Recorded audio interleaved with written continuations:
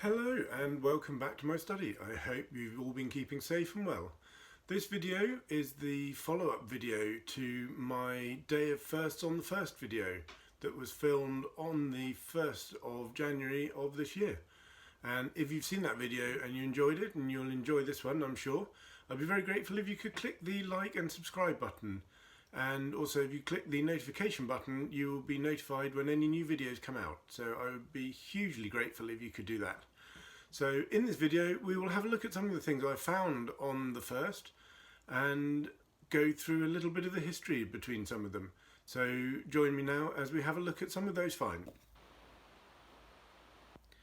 Right, so here are the most interesting finds from the day of firsts on the first.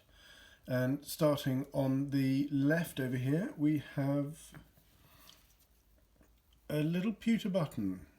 The shank unfortunately missing on the back, but probably the oldest button I found from the permission I was on. So I was quite pleased with that, and actually found one almost identical to this.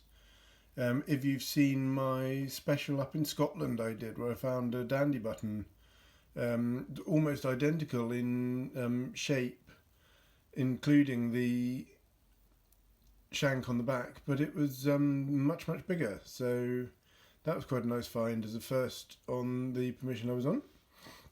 Then we had another musket ball. This one I think has probably been fired, hit something a little bit hard and flattened out a bit. Again, very heavy, so I'm starting to find a lot of musket balls now. I found 3 with my ORX on the permission that I've previously gone over with my AT Pro, so it's interesting that I'm finding more musket balls with the ORX.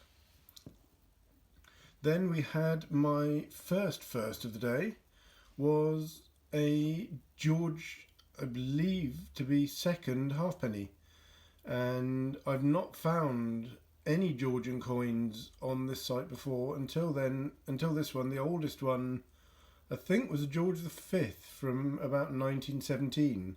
So I was very pleased to find this Georgian one. And my first ever on any permission was silver. And it's a nice little George V 1 shilling. And that was from 1920. So I was very pleased to find that. Cleaned up very well. Did unfortunately nick it with my shovel just on the left, but I was still very pleased, having never found anything silver before. So the nice little shilling from the 1920s. And we have some interesting facts about coins in general now, and the main one is that since the rule of James II, all new monarchs have faced to the left, then to the right, and the only exception was George V and George VI, who both faced to the left, and this was because Edward VIII wanted to face left, not right, and but by the time this was resolved with the Royal Mint, he'd actually abdicated, so no coins were minted with him facing to the left or the right.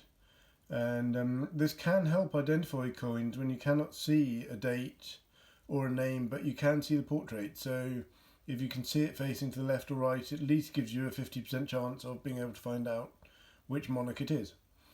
And we have the shilling, which was first introduced in around 1503 and remained solid silver until 1816. And from 1816 until 1920, which is actually this one, so right at the very end, it was minted from 92.5% silver, so sterling silver. And from 1920 up until 1946, it was actually 50% silver. And from 1947 until decimalisation came in, it was minted from cupronickel. So this is right at the very end of the 95 silver, or possibly at the very beginning of the 50% silver. Can't be completely sure, but either way, it was the first silver coin or partially silver coin I have found, so I was very happy with that one. So that's just a little bit of information about some of my most recent finds from my first of the first video. And if you like that video and you've enjoyed this video, then I'd be very grateful if you could click the like button and subscribe. And if you click the notification button, you will be messaged when any new videos come out.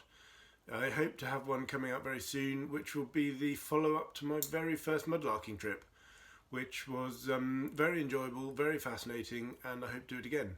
So until that time, keep safe, keep well, and I hope you all enjoy yourself. Thank you very much. Bye-bye.